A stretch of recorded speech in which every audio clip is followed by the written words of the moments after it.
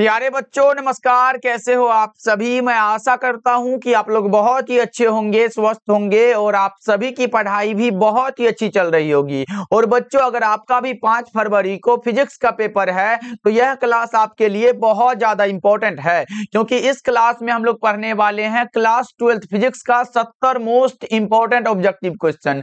ऐसे बच्चों, बायोलॉजी के पेपर के अनुसार हमें नहीं लगता कि इतना भी आसान प्रश्न आएगा जितना आप लोग सोच रहे हो। तो बच्चों, हमें सभी तरह से सतर्क रहना होगा, सारे प्रश्नों को अच्छे से याद करना होगा बच्चों। ओके, इस प्रकार के प्रश्नों के आने के चांस बच्चों बहुत ज्यादा होते हैं, इसलिए इसको जरूर याद कर लीजिएगा। देखिए, पहला नंबर सवाल आपके सामने है, आपके फोन के स्क्रीन पर है, तो सभी बच्चे हमारे साथ आंसर को जरूर लगाते चलिएगा। देखिए बच्चा पार्टी, हम फिजिक्स और केमिस्ट्री पढ़ाते हैं, ये हमारा गारंटी है कि एग्जाम में इसके बाहर नहीं आएगा। और अगर आप लोग व्हाट्सएप ग्रुप में हो तो वहां पे हमने कुछ फॉर्मूला को भेज दिया, वहां उससे याद कर लेना बच्चों, ऑब्जेक्टिव वहां से बन जाएगा अगर फॉर्मूला बेस वाला ऑब्जेक्टिव पूछा तो। देखो चलो पहले इसको कवर कर लेते हैं। देखिए पहला नंबर सवाल है, वैसे पदार्थ जिनसे होकर आवेश का प्रवाह सुगमता से, यानी कि बच्चों आसानी से होता है, उससे हम लोग क्या कहते हैं, चालक कहते हैं। आसानी से होने वालों को बच्चों क्या कहते हैं, कंडक्टर कहते हैं। राइट आंसर सी हो जाएगा। एकदम बच्चों ध्यान से देखो, क्लास को जितना अलग से समझाएंगे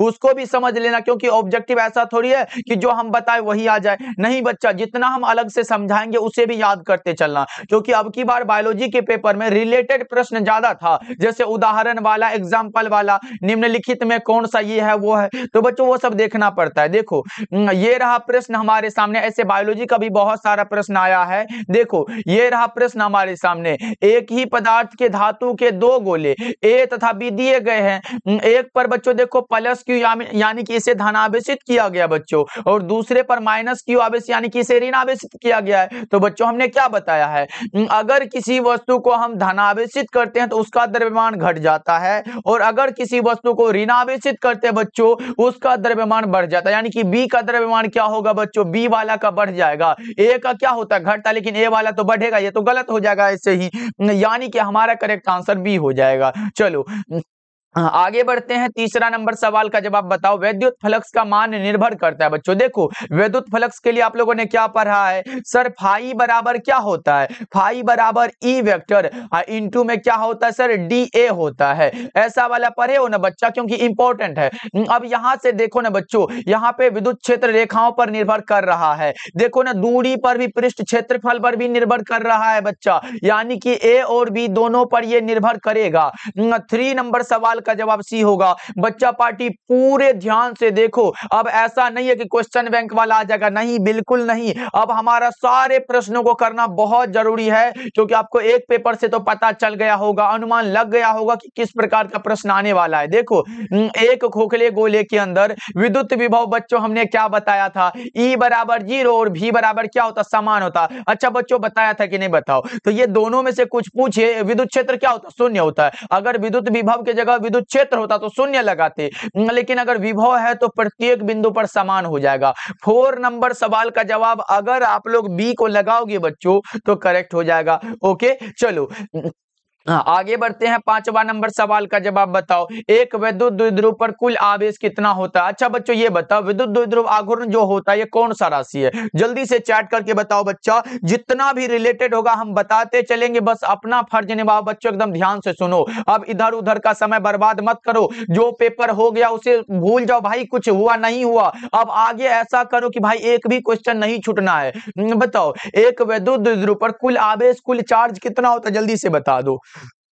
0 होता है बच्चों, राइट आंसर ये होगा। इसका मात्रक भी बता दे क्या सर, देखो विद्युत द्विध्रुव आघूर्ण जो होता है ये कौन सा होता है, P बराबर Q इंटू एल पढ़े ना बच्चों, यहां से कर लो ना, चार्ज का कूलम हुआ और लंबाई का मीटर, यानी कि सर इसका मात्रक भी बता दिए, कूलम इंटू मीटर। ऐसे करके लिख सकता है ना सर, कूलम लिख देगा और गुना में ऐसे करके मीटर लिख देगा। तो ये सब बच्चा आप लोग उतना भी बच्चे नहीं हो भाई, याद रखना। चलो आगे बढ़ते हैं, 6 नंबर सवाल का जवाब बताओ। साबुन के एक बुलबुले को जब आवेशित किया जाता है तो उसकी त्रिज्या क्या होगी। यहाँ पे बच्चों आवेशित किया जा रहा है, ये बढ़ जाती है, इंक्रीज होती है। 6 नंबर सवाल का जवाब ए होगा। और बच्चों जितने बच्चे अभी तक क्लास को लाइक नहीं करे हो तो बच्चा पार्टी क्लास को जरूर लाइक करिएगा।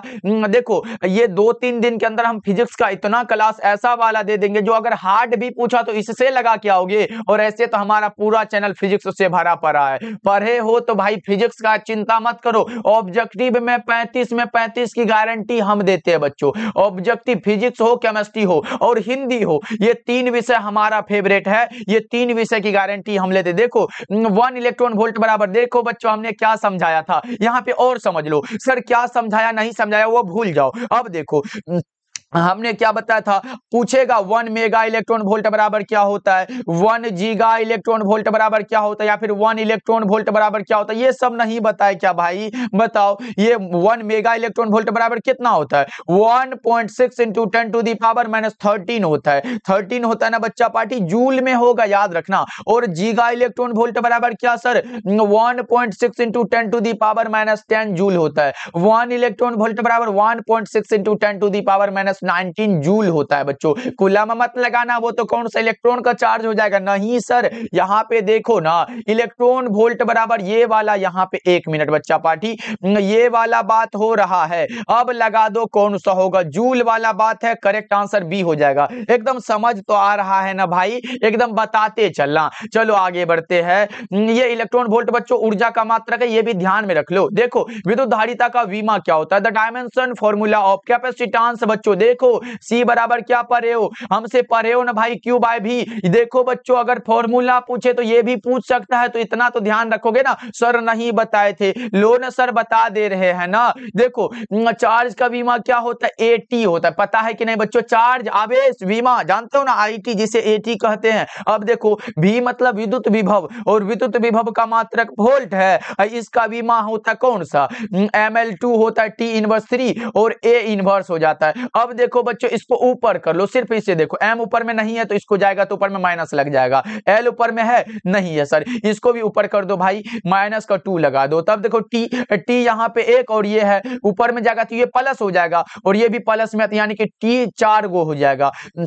ए माइनस में ऊपर जाएगा तो प्लस, यानी कि 1 1 2 हो जाएगा, ए पर पावर 2 हो जाएगा। देखो बच्चा पार्टी इससे कोई मिलता है क्या? इससे m inverse L inverse 2T4A2। हमें लगता है कि ए वाला ऑप्शन हमारा करेक्ट हो जाएगा। बच्चा एकदम ध्यान से समझो भाई, कुछ ना पढ़े हो ना, एकदम पढ़ो ध्यान से। देखो एग्जाम अब आसान नहीं रहा भाई, एकदम पढ़ते रहो। देखो एग्जाम ऐसा करेगा, ऐसे डबल क्वेश्चन दे दिया कि हमें 70 दे दिया, 35 बनाना है, और इतना हार्ड दे दिया कि भाई 3500 नहीं बनता है बच्चा से, क्योंकि लाइन बाय लाइन तो पढ़े नहीं है, तो उसको पढ़ने की जरूरत होती है। चलो ये रहा 9 नंबर सवाल का जवाब, जल्दी से बता दो। 9 नंबर सवाल है, पराविद्युत माध्यम के एकांक आयतन में कुल वैद्युत ध्रुव आघूर्ण का मान क्या कहलाएगा? भाई ये ध्रुवण सदिश कहलाता है। क्या कहलाता है भैया? ध्रुवण सदिश कहलाता है, याद रखना। ओके चलो आगे बढ़ते हैं। अगला नंबर सवाल देखो, 10 नंबर सवाल है, धातु का पराविद्युतांक कितना होता है? या फिर पूछेगा धातुओं का पराविद्युत स्थिरांक कितना है? सर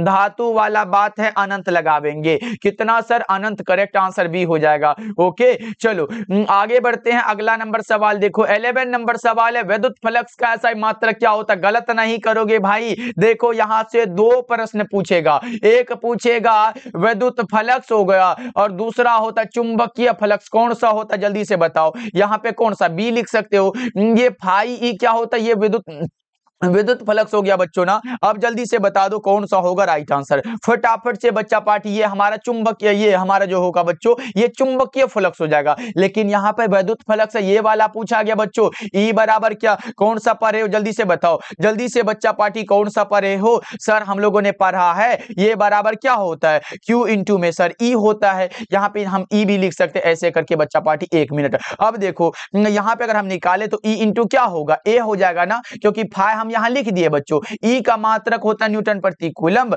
और एरिया का क्या होगा? मीटर स्क्वायर हो गया। इसका करे तो न्यूटन प्रति कूलम्ब और मीटर का स्क्वायर हुआ। ई का दूसरा मात्रक जो होता है सर वो वोल्ट बटा में मीटर होता है, गुना में एरिया का मीटर स्क्वायर होता है। 1 मीटर से 1 मीटर चला गया, तो बच्चा कौन सा सर? Volt into metre. यानी कि एक ये मात्रक हुआ, एक ये मात्रक। बच्चों एकदम ध्यान से समझो, ये किसका मात्रक है? ये विद्युत फ्लक्स का है। लेकिन बच्चों अगर चुंबकीय फ्लक्स का पूछेगा ना, तो ये क्या होता है? बी इंटू ए होता है। देखो अगर हमारा यहाँ B है, ये चुंबकीय फ्लक्स है तो B इंटू ए, और ये हमारा विद्युत फ्लक्स है तो E इंटू ए। अब देखो B का मात्रा क्या होता है, वेबर बटा में मीटर स्क्वायर, गुना में एरिया का मीटर स्क्वायर से मीटर स्क्वायर उड़ गया भाई, तो बच्चा कौन सा, वेबर बचा। ये वाला बात समझ लो। अगर चुंबकीय फ्लक्स पूछे वेबर लगाना, विद्युतीय फ्लक्स पूछे तो ये दोनों लगाना। कौन सा ऑप्शन है भाई, देखो ना कौन सा हो जाएगा, न्यूटन मीटर स्क्वायर प्रति कूलम, ये वाला हो जाएगा। 11 नंबर सवाल का जवाब अगर बी लगा रहे हो तो बच्चा पार्टी करेक्ट हो जाएगा। ये समझाया हुआ बच्चा पार्टी व्यर्थ नहीं जाना चाहिए। ओके चलो 12 नंबर सवाल देखो, दो विद्युत क्षेत्र रेखाएं एक दूसरे को किस कोण पर काटती है। भैया कभी नहीं काटती है। क्या करती है सर, कभी नहीं काटती है। राइट आंसर डी हो जाएगा। ऐसे ये भी इंपॉर्टेंट, इसलिए इसे जरूर याद रखोगे क्योंकि ये 2 नंबर में पूछेगा, दो विद्युत क्षेत्र रेखाएं एक दूसरे को क्यों नहीं काटती है भाई, ये सब पूछता है, इसलिए याद रखना। एक बार हो सके तो सब्जेक्टिव को उल्टा के पढ़ लेना। देखो भूरा रंग के लिए कार्बन प्रतिरोध का कलर कोड क्या होता है, वही वाला ट्रिक अपना लो भाई। कार्बन प्रतिरोध का कलर कोड वाला से 2-3 ऑब्जेक्टिव आ जाता है, एकदम समझो। बीबी रोए जीबी बच्चों आ गया तो क्या करोगे। अब की बार इतना बायोलॉजी के ये जनक कौन है, अब की बार ये भी प्रश्न था भाई। अच्छा ये आप लोग कमेंट करके बताओ कौन है, ये हम नहीं बताने वाले। देखो 0 1 2 3 4 5 और 6 हो गया। अब देखो ना कौन सा ब्लैक हो गया, ये ब्लैक हो गया सर काला वाला। ये ब्राउन है जिसका हिंदी भूरा होता है, और भूरा वाला पूछा सर कौन सा, एक हो जाएगा। 13 नंबर सवाल का जवाब ए होगा। बच्चा पार्टी मजा आ रहा है ना भाई, एकदम लगाते चलो। कमेंट में बताओ, कम से कम बायोलॉजी का अच्छा मार्क्स आ जाएगा ना। चलो ये रहा, बताओ कार्बन फिलामेंट वाला प्रतिदीप्त लैंप अगर 20 वोल्ट तथा 2.5 वाट पर कार्य करता तो लैंप का प्रतिरोध क्या होगा। 14 नंबर सवाल आपके सामने है और आप क्या लगाओगे बच्चा, ये तो आप पर निर्भर करता है, जल्दी से बता दो। 14 नंबर सवाल का जवाब क्या पढ़े हो, P बराबर कौन सा बच्चा, P बराबर V इंटू आई होता है ना सर, जल्दी से बताओ। बच्चा पार्टी से अगल बगल में गाना वाना बज रहा है, सरस्वती पूजा है ना, तो माता जी का नाम लेके हम लोग पढ़ाई कर लेते हैं, क्योंकि आप लोगों का एग्जाम है तो उस पर भी ध्यान देना है और ये पढ़ाई पर भी हमें ध्यान देना है। ओके चलो बता दो क्या होगा। ये देखो अगर यहां से करते हो बच्चों, ओम के नियम वाला भी गुना में भी बटा में आर, इसको अगर कर लेते हो तो भी स्क्वायर बटा में क्या होगा आर, और ये वाला फॉर्मूला तो पूछ दिया है, पी बराबर भी स्क्वायर बटा में आर। बच्चों ऑब्जेक्टिव वाला में आया हुआ मेरे भाई, एकदम देख लो। अब देखो यहां से क्या होगा, ये अगर हम आर निकाले तो आर बराबर क्या होगा बच्चों, आर बराबर भी स्क्वायर बटा में कौन सा, पावर हो जाएगा क्या। अब देखो भी स्क्वायर वाट वाला कितना है, बराबर में 20 का स्क्वायर कर दो, और ये हमारा 2.5 है, पावर तो 2.5 वाट दिया गया है। अब यहां से करो ना बच्चा पार्टी, जल्दी से एक बार कर दो। देखो ये हमारा 400 हो गया, अब बटा में 2.5 है, पॉइंट उड़ा दो, एक जीरो ऊपर लगा दो, इसको काट दो। सर कितना बार में कटेगा, एक बार काटो आप लोग जल्दी से बच्चों। 25 चौका 100 होता है, लेकिन हमारा तो यहाँ पे 8 हो जाएगा। जल्दी से बताओ, यहाँ पे अगर हम 800 बार में काटे बच्चा पार्टी तो यहाँ क्या बार में कटेगा, जल्दी से एक बार बताओ। 5 बार में कट जाएगा ना, फिर इसे काटना पड़ेगा ना, यानी कि 5 है तो 160 हो जाएगा क्या, हाँ 160 बार में कट जाता है 160, यानी कि बच्चों पूरा का पूरा कटा। हमारा बच्चा आर जो हुआ वो प्रतिरोध का ओम होता है, तो यहाँ पे ओम लिख दो। अब देखो किस में है, 160 ओम वाला भैया कहां हो, 14 नंबर सवाल का जवाब सी हो जाएगा। एकदम समझ आ रहा है ना भाई। चलो आगे बढ़ते, अगला नंबर सवाल का जवाब बताओ। 15 नंबर सवाल है, फैराड मात्रक होता है, फैराड भाई हमने क्या बताया, माइक्रो फैराड आए, पिको फैराड आए या फिर सिर्फ फैराड आए, ये तीनों भैया ए भाई कहां चला गया, हाँ 1 मिनट बच्चा, अगर ये तीनों में से कोई आ गया तो आप समझो ये सी का मात्रक, सी विद्युत धारिता का मात्रक है। राइट आंसर बी होगा। विद्युत विभव का वोल्ट होता है, विद्युत क्षेत्र का क्या होता है, ई होता है बच्चों। कौन सा, यहाँ पे देखो ना न्यूटन प्रति कूलम, 1 मिनट, न्यूटन प्रति कूलम हुआ बच्चों। ये देखो विद्युत आवेश का सर कूलम होता है, याद है ना बच्चों, आईटी भी होता है। चलो आगे बढ़ते हैं।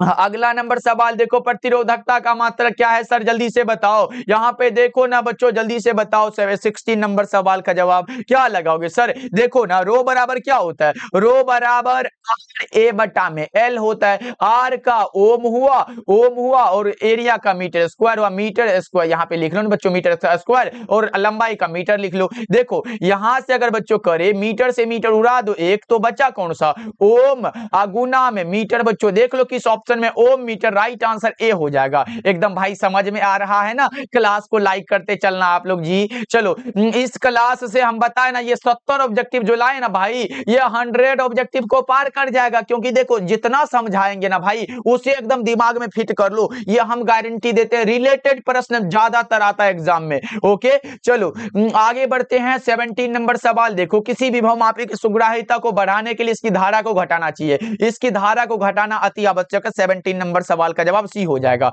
चलो आगे बढ़ते हैं। 18 नंबर सवाल देखो, धारा घनत्व कौन सी राशि है? बच्चों धारा घनत्व एक सदिश राशि है। जे बराबर आई बटा में ए। यहां से करो ये हमारा धारा का एम्पियर गुना में एरिया का मीटर स्क्वायर, यानी कि बच्चों ये हमारा एम्पियर मीटर इनवर्स टू ये वाला धारा घनत्व का मात्रक हुआ। यह एक सदिश राशि होता है। 18 का ए हो जाएगा भाई। ये मात्रक याद रखोगे ना? एकदम यस लिख दो सर। चलो आगे बढ़ते हैं। 19 नंबर सवाल देखो, जब किसी चालक से विद्युत धारा प्रवाहित की जाती है तब चालक के चारों ओर उत्पन्न हो जाता सर चुंबकीय क्षेत्र वाला बात है ना भाई। ओके ये ऑस्ट्रेड साहब का नियम है ना, जो कि 1820 में ये प्रकाशित किया था बच्चों। चलो या फिर प्रस्तावित किया था। देखो टेस्ला, एक टेस्ला बराबर क्या होगा? एक टेस्ला बराबर, जल्दी से भाई इसका तो आंसर आप लोग चैट करके बताओ, हम नहीं बताने वाले, फटाफट से, क्योंकि बच्चों इतना बार बता चुके हैं ना कि मत पूछो भाई। जल्दी से बताओ एक टेस्ला बराबर क्या होगा? जल्दी से बच्चा पार्टी, क्योंकि आंसर लगाओगे तब ना क्या होगा। जल्दी से बताओ फटाफट से बच्चा पार्टी, आपका आंसर आएगा कौन सा? एक टेस्ला बराबर 20 नंबर सवाल आपके सामने है।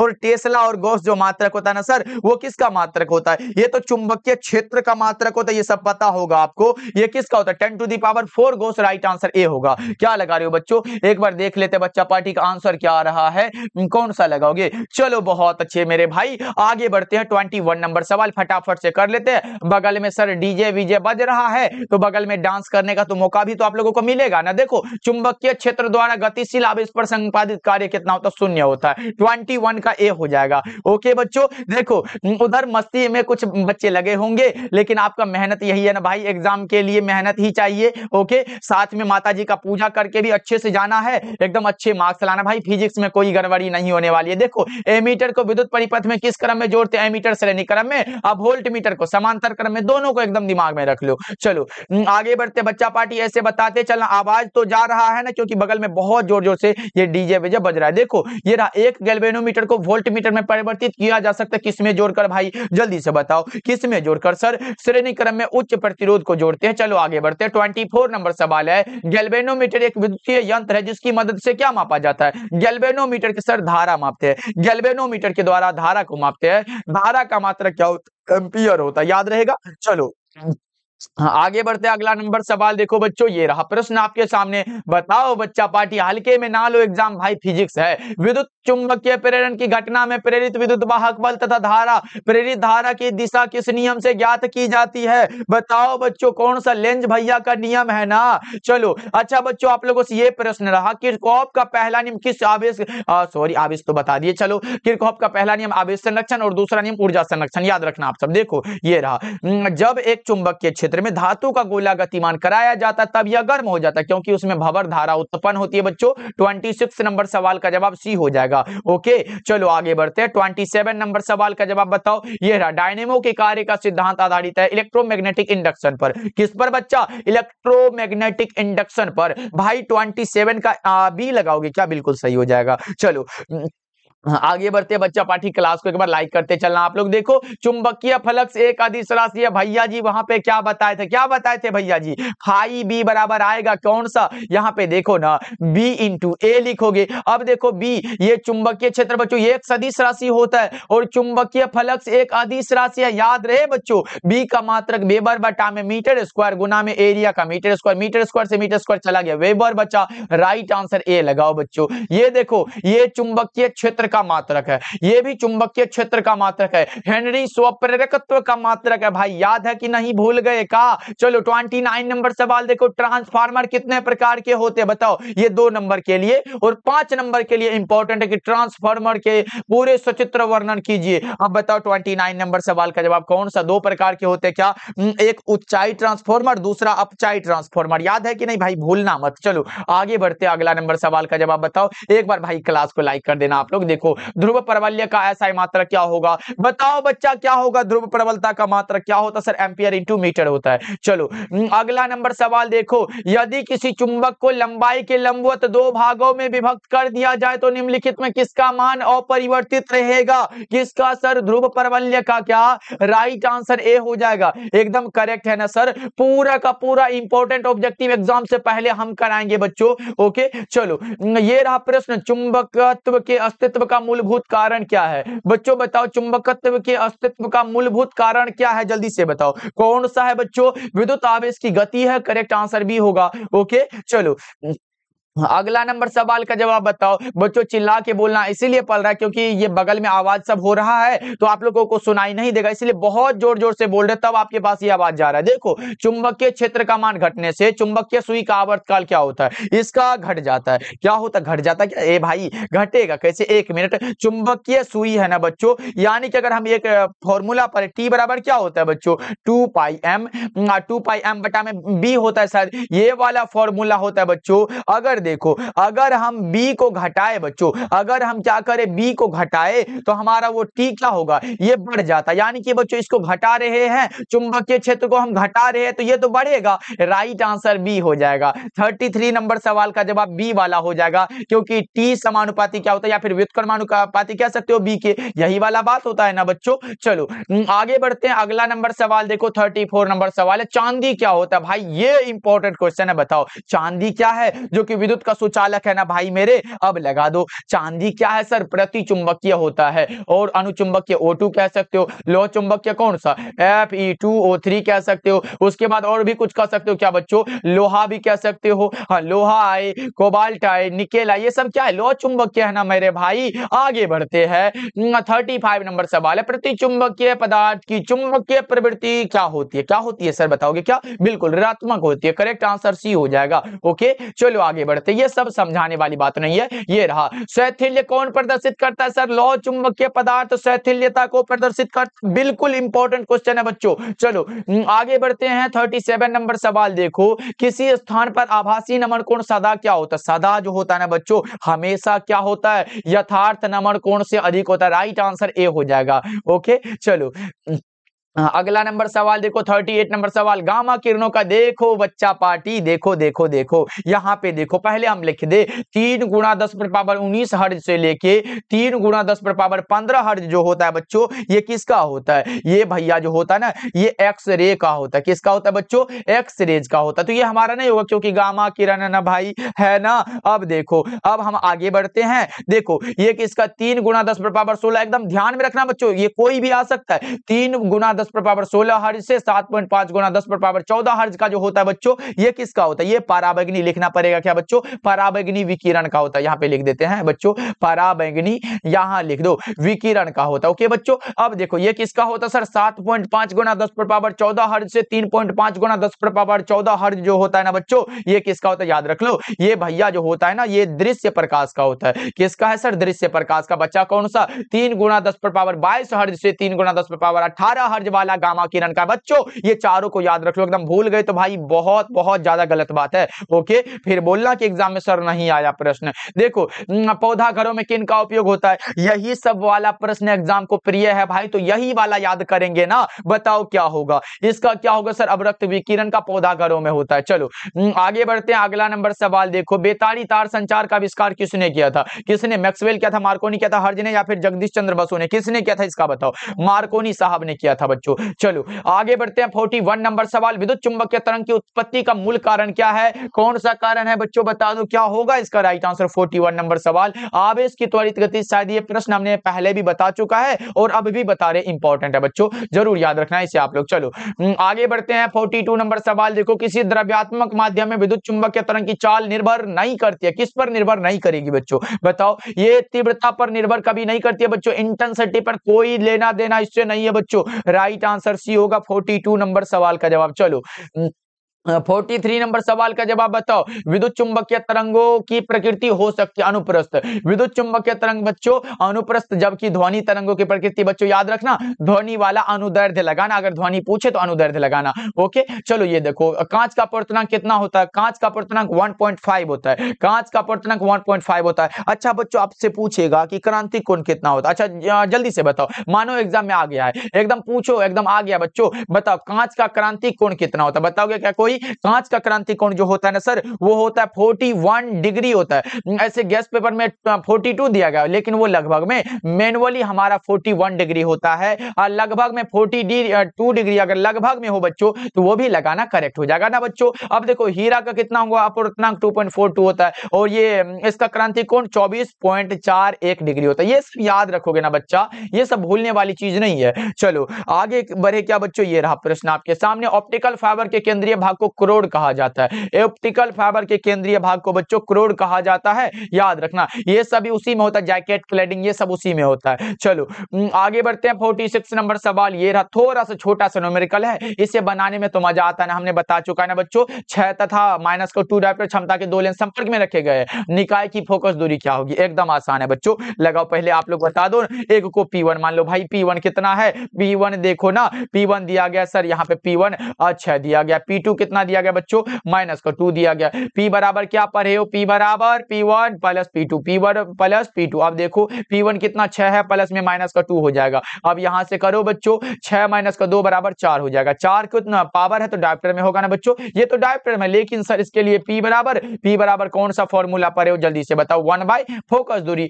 F निकालना, F बराबर 1 बाय P, लेकिन 4 दिया गया तो 4, ये 0.25 और 1 बाय P ये वाला फॉर्मूला मीटर में होता है, तो यहाँ पे मीटर लिख दो बच्चों। 0.25 मीटर, राइट आंसर ए हो जाएगा। 46 नंबर सवाल का जवाब ए हमारा करेक्ट हो जाएगा बच्चों। चलो 47 नंबर सवाल का जवाब बताओ। अभिसारी लेंस को पानी में डुबाने पर उसकी क्षमता क्या होगी बच्चों? घट जाती है क्या? 47 का क्या लगाओगे? बी ऑप्शन करेक्ट हो जाएगा। चलो नेक्स्ट नंबर सवाल का जवाब बताओ बच्चों, क्योंकि फिजिक्स में हमें लाना है, ऑब्जेक्टिव में भाई 70 में 70 लाना चाहिए। एग्जाम में अगर ये हम 60 भी लड़ा देते हैं ना भाई, 35 ही बनाना है, एकदम मजे तरीके से बना के आओगे, क्योंकि आप लोगों को फिजिक्स आसान लगता है, केमिस्ट्री भी आसान लगता है। बताओ किसी वस्तु द्वारा नेत्र पर अंतरित कोण को क्या कहते हैं? दर्शन कोण कहते हैं। कौन सा कोण है बच्चों? दर्शन कोण कहते हैं, याद रखना ये वाला इंपॉर्टेंट है। ओके ऐसे बच्चों मैं बता दूं, क्रांति कोण, दिक्पात कोण, आवर्धन क्षमता, ये 2 नंबर में पूछ सकता है भाई, एकदम एक बार इसे जरूर देख लेना, पढ़ लेना भाई, एकदम पढ़ लेना ना, आ जाएगा तो लगा के आना। ऐसे तो नहीं कहोगे ना सर नहीं आया। देखो बेलनाकार लेंस का व्यवहार किया जाता है। बेलनाकार हमने क्या बताया बच्चों? देखो एकदम समझो, दीर्घ दृष्टि दोष उत्तल लेंस, दीर्घ दृष्टि दोष उत्तल लेंस, दूर वाला, दूर दूर बच्चों उत्तल लेंस। देखो निकट वाला अवतल लेंस, निकट वाला बच्चों कौन सा? अवतल लेंस। देखो अबिंदुकता को दूर करने के लिए बेलनाकार लेंस बच्चों। अब देखो जरा दृष्टि दोष कौन सा सर? Bifocal lens. अब लगाओ कौन सा? बेलनाकार वाला भैया है, अबिंदुकता लगा के निकल लो, क्योंकि हमारे पास टाइम भी नहीं है और आपके पास भी टाइम नहीं है, क्योंकि एग्जाम सर पे है। देखो 2.5 सेंटीमीटर फोकस दूरी के सरल सूक्ष्मदर्शी की आवर्धन क्षमता क्या होगी? वो लेंस की क्षमता नहीं है भाई, यहाँ पे आवर्धन क्षमता है, और आवर्धन क्षमता के लिए एक फॉर्मूला हमने क्या बताया था? F बराबर फोकस दूरी 2.5 दिया गया सेंटीमीटर में, और हम लोगों ने M बराबर क्या पढ़ा है बच्चों? M बराबर क्या पढ़े एक बार बताओ? 1 प्लस D बाई F। अब देखो सर 1 लिखेंगे, अब प्लस में D क्या है सर?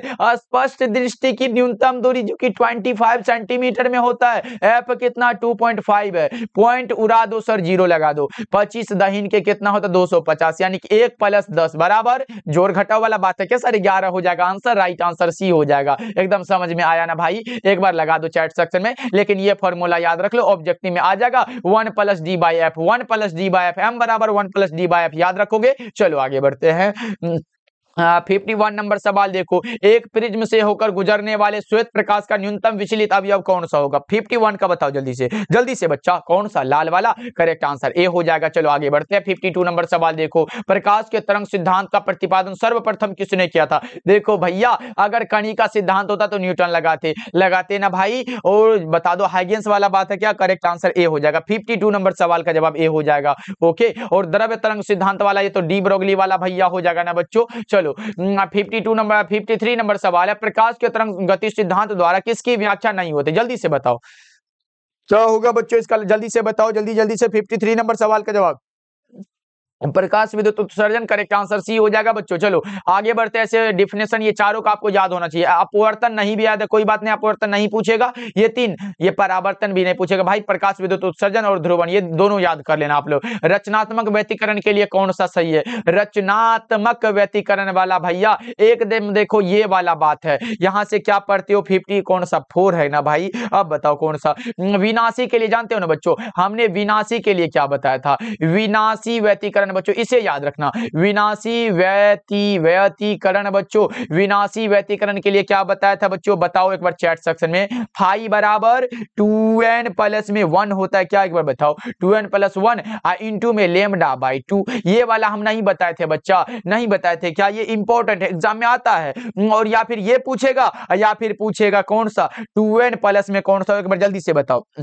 2n प्लस पाई होता है, 2n प्लस 1 इंटू में पाई हो जाता है। ये भी याद रख लो, ये भी पूछ देगा। लेकिन हमें नहीं लगता कि ये दोनों में से आ सकता है। ये देखो, ये दो फॉर्मूला हो गया, ये दोनों में से देख लो कोई आ जाए। और फिर उसके बाद रचनात्मक है। एक हमारा व्यतिकरण विनाशी व्यतिकरण और दूसरा रचनात्मक व्यतिकरण बच्चों कौन सा? फाई बराबर 2n पाई, फाई बराबर 2n पाई। यहाँ पे कलांतर पूछा गया, फाई पूछा गया बच्चों। ओके चलो आगे बढ़ते हैं। 55 नंबर सवाल देखो। किसी माध्यम की सतह पर आपतित किरण के ध्रुवण कोण का टेंजेंट यानी कि बच्चों म्यू बराबर 10 आई पी। देखो ना ये वाला बात, और ब्रूस्टर भैया का ये नियम है, आप लोगों ने पढ़ा है बच्चों। ये वाला फॉर्मूला तो एकदम दिमाग में बैठा लो भाई, क्योंकि इससे ऑब्जेक्टिव भी आपका बन जाएगा। वही वाला बात है, नियम किसका है? तो ब्रूस्टर का नियम है। चलो आगे बढ़ते हैं। 56 नंबर सवाल देखो। जब किसी पदार्थ पर प्रकाश क्रमशः 60 डिग्री पर है बच्चों, तो परिवर्तित प्रकाश दूरी ध्रुवित होता है, तो पदार्थ का अपवर्तनांक क्या होगा?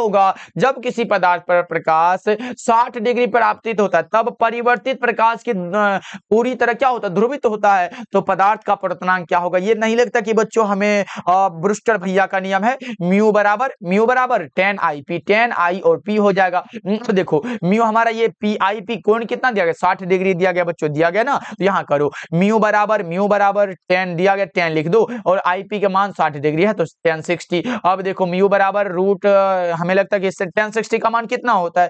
√3। मैथ वाले भैया किधर हो बताओ ना जल्दी से। अब देखो यहां से करो, जल्दी से बताओ। 1.732 होता है क्या इसका पूरा मान? बताओ कौन सा ऑप्शन में दिया गया? 1.723। जल्दी से बताओ कौन सा है सर? 1.73 ये वाला बात है क्या? Right answer. अगर 2 भी लग जाए तो भी सही हो जाएगा। चलो हाँ, आगे बढ़ते हैं। 57 नंबर सवाल। सोडियम का कार्यफलन कितना? 2.14। सोडियम का कार्यफलन कितना बच्चों? 2.14, 2.75 बच्चा पार्टी 2.75। 57 नंबर सवाल का जवाब सी हो जाएगा, क्योंकि 2.14 जो होता है ना सर, ये सीजीएम का होता है। सीजीएम और सोडियम में फर्क समझो। ये किसका है सर? ये सीजीएम का है। किसका बच्चों? एकदम दिमाग में बिठाओ, ये सीजीएम का। 2.14 हमारे साथ बोलो भाई, मुंह से निकालो ना आवाज, काहे का बैठे हुए हो? बोलो ना जल्दी से। 2.14 किसका? सीजीएम का है। अब 2.30 किसका है बताओ? 2.30 सर ये किसका होता है? ये भैया पोटेशियम का होता है। किसका होता है? पोटेशियम का होता है। ये भी लिख दिए बच्चों। अब देखो ये तो बता दिए। अब 2.40 किसका है? जल्दी से बताओ। ये भैया किसका है ना? ये लिथियम का है। किसका है? ये लिथियम का है। अब मिलाओ कौन सा? सही वाला सी हो जाएगा। ओके चलो आगे बढ़ते हैं। 58 नंबर सवाल देखो। कैथोड किरण क्या है भैया? इलेक्ट्रॉनों का समूह है। कैथोड किरण क्या है? इलेक्ट्रॉन यानी कि ऋणाविष्ट कण है। राइट आंसर डी हो जाएगा। कैथोड किरण क्या है? ऋणाविष्ट कण है बच्चों। करेक्ट आंसर डी हो जाएगा। कैथोड किरण इलेक्ट्रॉन है। चलो ये रहा। प्रकाश से संबंधित सभी घटनाओं की व्याख्या के लिए आवश्यक है। प्रकाश से संबंधित सभी घटनाओं की व्याख्या के लिए तरंग सिद्धांत, जो कि किसके द्वारा? हाइगेंस द्वारा। क्वांटम सिद्धांत, जो कि मैक्स प्लैंक के द्वारा दिया गया। ए और बी दोनों जरूरी है बच्चों। करेक्ट आंसर सी होगा। तरंग सिद्धांत हाइगेंस, क्वांटम सिद्धांत मैक्स प्लैंक। बच्चों इस क्लास से देखते हैं, जितना अलग से बताएं इससे रिलेटेड कितना प्रश्न आता है एग्जाम में, वही हम देखेंगे। चलो 60 नंबर सवाल का जवाब बताओ। हाइड्रोजन स्पेक्ट्रम की कौन सी श्रेणी पराबैंगनी भाग में पड़ती है? पराबैंगनी भाग है भाई, बताओ ना। लाइमन श्रेणी लगाओ। करेक्ट आंसर ए हो जाएगा। चलो आगे बढ़ते हैं। ये श्रेणी वाला भाई एक बार देख लेना, कोई भी श्रेणी हो। देखो परमाणु की कक्षा में इलेक्ट्रॉन निम्नलिखित में किस बल के कारण, तो कौन सा बल होता है बच्चों? नाभिकीय बल, कूलम बल होता है। कौन सा? कूलम बल है। करेक्ट आंसर सी हो जाएगा। ये रहा प्रश्न, हमें लगता है नाभिक से संबंधित वाला प्रश्न होगा शायद। देखते हैं ये परमाणु की त्रिज्या लगभग कितनी होती है। देखो बच्चों परमाणु की, यहां से दो त्रिज्या पूछा आपके एग्जाम में। पहले आपसे पूछेगा नाभिक की त्रिज्या, क्या बच्चा पार्टी नाभिक का कितना होता है सर? 10⁻⁻15 मीटर होता है। और परमाणु वाला पूछा, परमाणु पूछे तो 10 कितना होगा बच्चों? 10⁻⁻10 मीटर में होता है। अब लगा दो ना, ए वाला ऑप्शन हमारा करेक्ट हो जाएगा। ओके बच्चों, आज तो भाई बिल्कुल मजा आना चाहिए। इलेक्ट्रॉन का द्रव्यमान देखो, इलेक्ट्रॉन का चार्ज 1.6 × 10⁻⁻19 कूलम होता है। और बच्चों बताओ ना, द्रव्यमान 9.1 × 10⁻31 kg बच्चा। और इलेक्ट्रॉन का विशिष्ट द्रव्यमान यानी कि दोनों का अनुपात निकाले ना बच्चों, कौन सा होता है? जल्दी से बताओ, एक बार बताओ बच्चों, कौन सा विशिष्ट वाला? 1.76 × 10⁻11। और ये इसका चार्ज का कूलम यहाँ पे लिखो, बटा में kg लिख दो। यही वाला बात है बच्चों। ये देखो, ये इलेक्ट्रॉन का विशिष्ट आवेश है, ये इलेक्ट्रॉन का द्रव्यमान है,